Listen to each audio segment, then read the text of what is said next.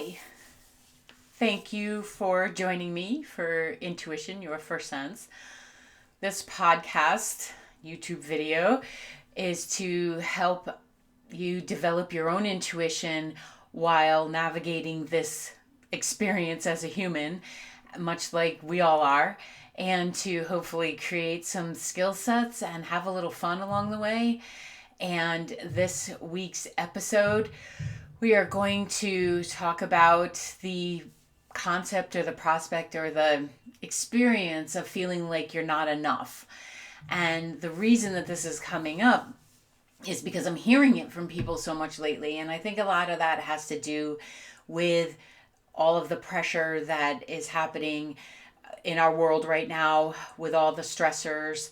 And I think it's always been there, but it's just a little bit more evident right now because we're all feeling a bit compressed. And then with the passing of Ruth Bader Ginsburg, people, I feel like, are feeling without due north.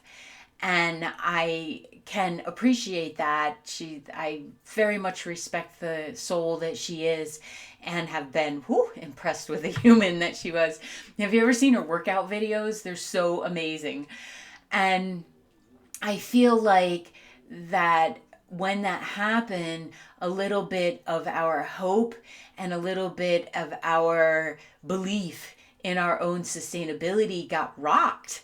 And I can understand that. And yet I also feel like this is one of those moments where we are being asked to each show up, and we are being asked, what are we bringing, and what does that even mean? And I feel like a lot of the conversation when that happens, it triggers a feeling of, am I doing enough? Am I enough? What does enough even mean? And then I was having a conversation with a dear client, and we were talking about her trajectory and what she would like to create in her life, and what beliefs or things that were in the way. And her statement of, she didn't want to be on a big stage, she didn't want to create this big grandiose business. And I said, that's great, that's fine, because what do you want to do, who do you want to be, how do you want to be, is way more important in this world than having 1 million followers, or what's the impact of the 90 seconds, because that's about the limit of some of our attention spans lately. So then when Ruth passed, I feel like it kind of shattered that shell around some of us into feeling both bereft, because there was an emptiness that was experienced, and that truly is an energetic thing when someone passes and their human self is no longer in form. You actually feel a loss of that. And I don't know that most of us are aware of that's part of the grieving process is to understand this realm without them in it. And that must be allowed for and must be allowed to feel. And even though I don't feel she lived her life rather for us, yes, she lived for service, but this was her soul. She listened to her soul and what her soul wanted and how her human self could carry that out. And I just think that that's what we should honor. I'm not a big fan of people having gurus or believing that another being is of greater significance than they are, because some of the people that I know that have contributed the most to the world weren't even aware of this premise of being on a pedestal. And I think that the more we tap into our feeling of contentedness and knowing of ourselves and loving of ourselves, I just know that ripples out. And the more secure you feel within yourself, the more you can model that. You can be for others. So that's where this idea and this questioning that I've been hearing about, am I enough? Now, that's a large part of coaching, is people realizing that they don't feel like they're enough, whether they say it in that context or not. Because a lot of the times I'm working with people who are exteriorly, is that a word? We're going to make it a word. Super successful, and yet they're feeling a lack inside. And that's exactly what Am I Enough is about. It's feeling and being in a lack situation. So, what I wanted to talk about, both in honoring Justice Ginsburg and connecting it, because I do believe that she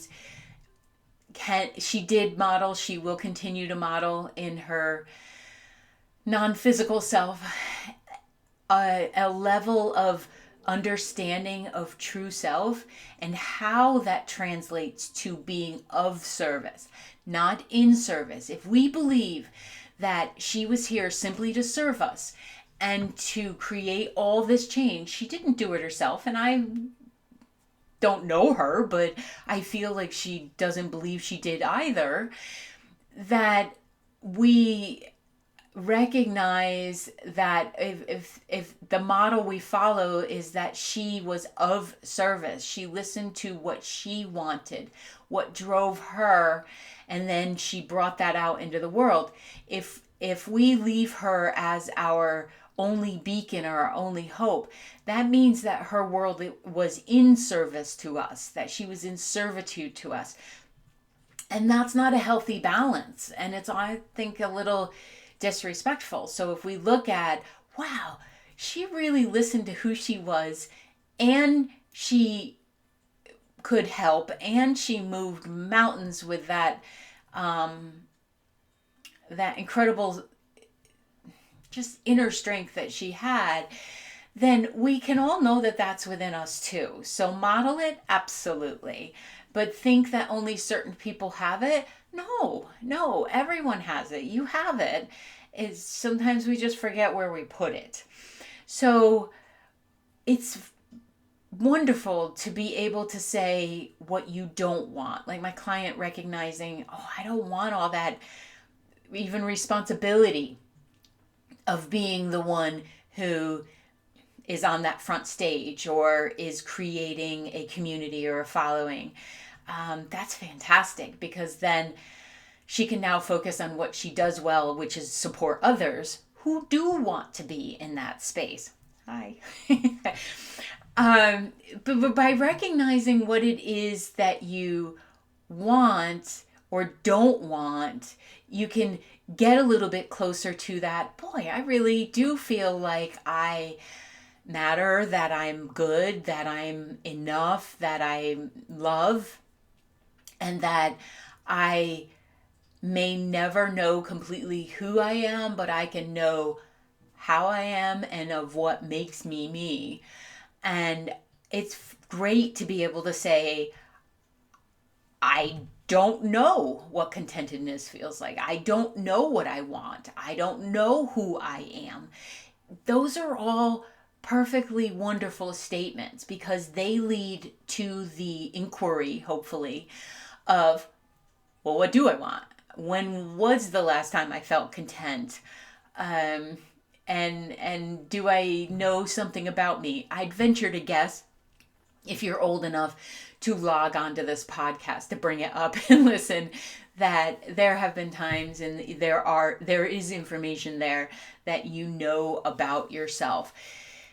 It's not always crystal clear, and sometimes in the murkiness we can get a little disoriented and not know where we're heading. That is fine. Go to your question place. What does it look like to feel like you're not enough? Well, it may look like or feel like you don't feel smart, or you haven't maybe achieved what you feel like is necessary, or maybe you're not doing. That's one of mine. I'll readily admit that the critic in my head often brings forth are you really doing enough? And enough is an interesting word. Oh man, I want to say in and of itself. So I'm going to. Enough is a word that is challenging in and of itself, because we could say that arriving in a place of enoughness, meaning what I have around me, what my life looks like, what I know, how I connect, it's good. It's good. And that would be enough. And sometimes, when you get to that place of a really good dinner and you think, I'm going to stop right here, because if I eat more, I'm going to feel awful, and that's not going to help me to appreciate the meal I've had. And you stop and you say, that's enough. Well, what a wonderful place that is. That's self-awareness. That's not possible for me with black licorice, and I know this, so I just don't buy it anymore.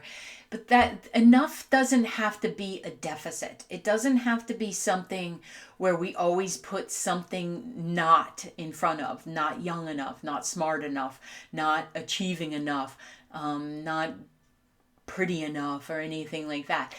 It can be a place that is equally abundant, really, that, well, as a matter of fact, I do have enough books. Behind me are 5 shelves that are quite full, and then in the living room, well, there might be 4 or 5 more shelves. So I do have enough books. And that's one way of flipping this to the place where you recognize that it doesn't have to be a word that you avoid. Let's talk about it. Let's talk about what is enough in my world. Because when your brain has that measurement, it might just calm its little buns down. So, one way to check in is to ask yourself, well, when that statement comes up, when that feeling comes up around any of the not enoughs, what happens within my body? Where do you feel it? For me, it typically is my gut. But where do you feel it? Do you feel it in your neck? Do you feel it in your chest? Do you get a headache? Do you get a nervousness and anxiousness? Where does that happen? Because the only way to shift this stuff is to look at it, is to be willing to even dissect it sometimes, not get lost in the dissection, but just to be willing to look at it. So how does it feel in your body? What are the words you're actually saying to yourself? How does that translate to you? It does tend to come in a kind of a critical voice. It does initially. And then it can be shifted to a helpful place. So when I hear you're not doing enough, sometimes that's true. Like yesterday, I decided that it was a day of enough. I had done enough for the previous month, and I needed a down day. And I chose that consciously, where in the past, the critic would have been in charge. It would have been criticizing me for watching the videos I was watching, or it might have been in there suggesting what else could be done on the day that I didn't have appointments scheduled. And thankfully, because I've been working with people and doing this stuff for myself for 20 years, I've come to a place where I can look at it and say, you're cute, I appreciate you, and yet where I am right now is perfectly enough, because my body needs to recharge, my spirit needs to recharge, my brain needed to recharge. And that comes from recognizing the feeling coming up, being able to hear the message, address it, look at it, be kind, and then usher it on its way. When you're observational about your emotions and what you're feeling, you won't become so detached that you have no heart, but it gives you some space to be able to assess if what's coming up is out of old habit, because a lot of our not enough got installed in childhood. or in relationships where someone led us to believe we were not enough. And we joined in, like we were there in our adulthood. You can say you co-sponsored that bill, but in your childhood, you weren't responsible for that. But that's where a lot of the messages come in. Oftentimes, when I was younger, my mother would order me to do someone else's homework and then would chastise me if I observed something later or said something, likely something I picked up intuitively. And she would say, don't be so smart. But then the next day she'd say, go do that homework that's 4 grades ahead of you. And that mixed message got in my head so deeply, I didn't even know it was there until I was in my 30s. And I was like, whoa.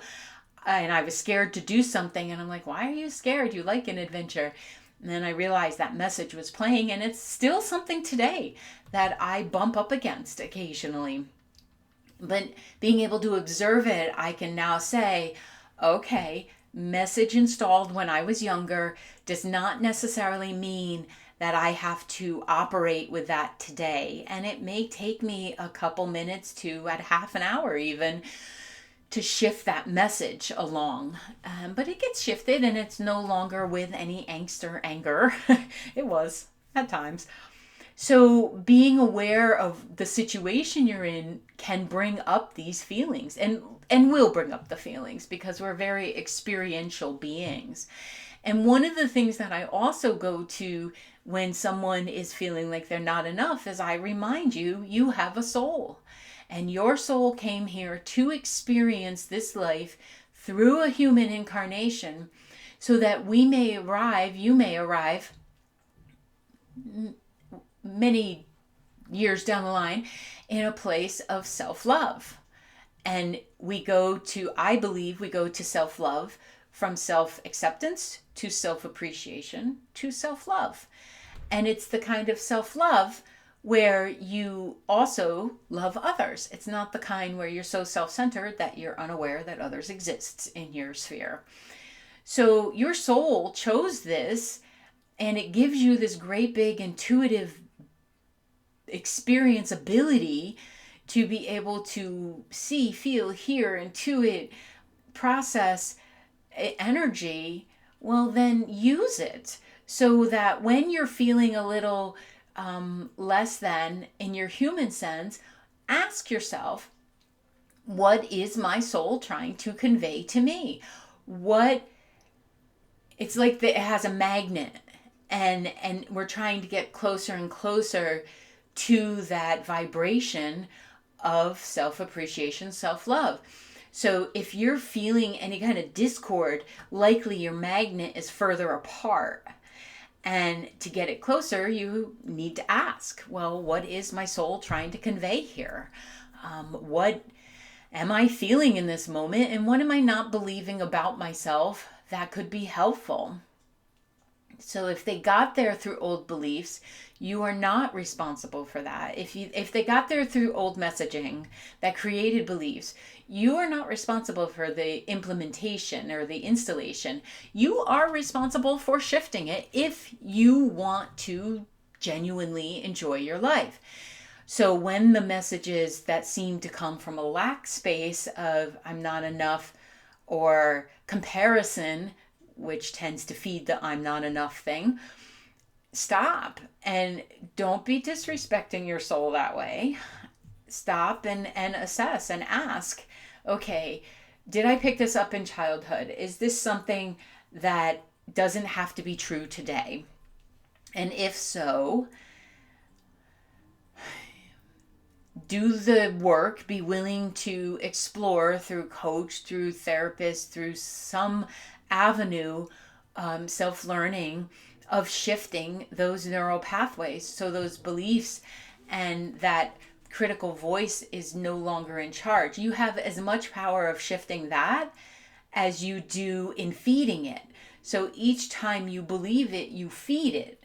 So use the energy in a more efficient way and you won't be so susceptible to doubt and insecurity and a lack of genuine appreciation or love for yourself.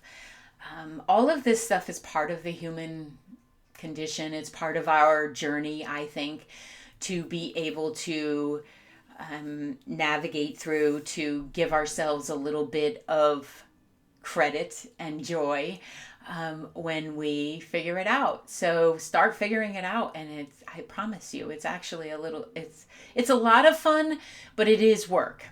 And it doesn't have to all be done at once. I love those micro movements. So little bit at a time, recognize the belief, see that it might be BS it's giving you, back up from it, find a situation where you were proud of yourself, where you have accomplished something.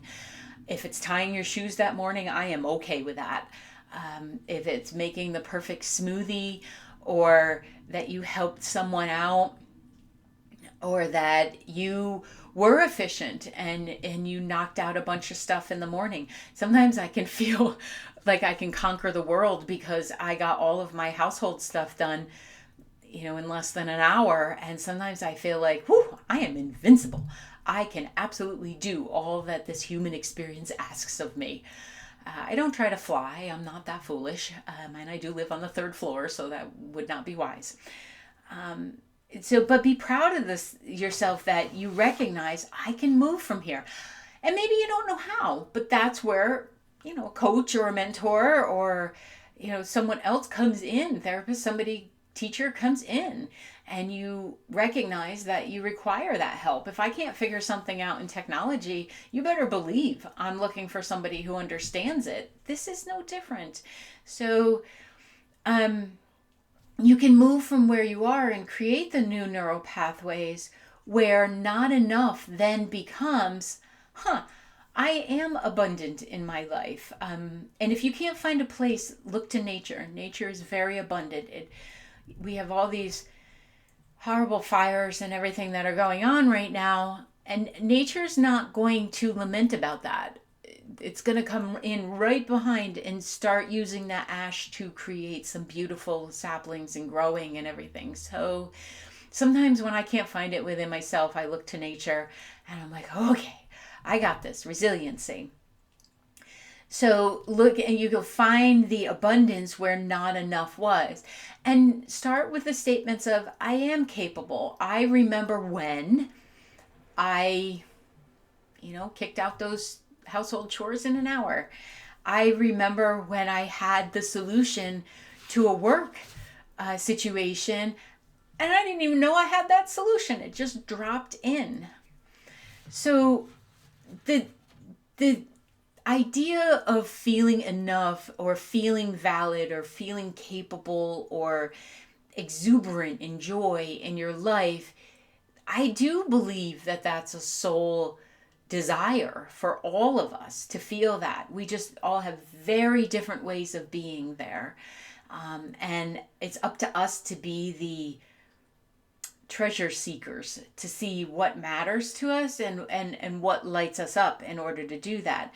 So some of the consequences of not doing this is we are constantly doing because we feel like we're not enough. So you're constantly chasing something, and then that doesn't necessarily fill you up or feel good, and not feeling satisfied with what you've already achieved. And sometimes I'll think, well, I'd really like to honor the fact that not only myself, but all the helpers I have in spirit and all the people I have around me. If I have a hard time doing it for myself, I'll kind of lean on that a little bit and feel appreciative to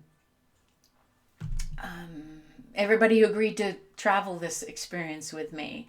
So, and if we're feeling like we're lacking in ourselves, we may never step up. We never may ask that person out or step into our full business or our physical life. Maybe you don't go for, one of my friends just deadlifted, I think it's called 405 pounds. Well, he may still feel his own stuff inside, but that's a good example of looking at, I work towards that incrementally, pound after pound of putting it on there. And I know now if I fall down, he can pick me up. So it's good. A lot of the times, if we're feeling a lack within ourselves, we will choose unsuitable partners. Like attracts like. If you're looking to the people around you and thinking, wow, they're not really getting their life together, you might want to look at home and see what's going on there, because like attracts like. And we will often, from a subconscious place, choose those partners or those traveling buddies that aren't in our best interest, because we want to compromise our enoughness. We want to minimize who we are, for so that we don't have to challenge it and we don't have to own it or be in it. So there's many things that can be the consequences of feeling not enough. But you know what my intention would be?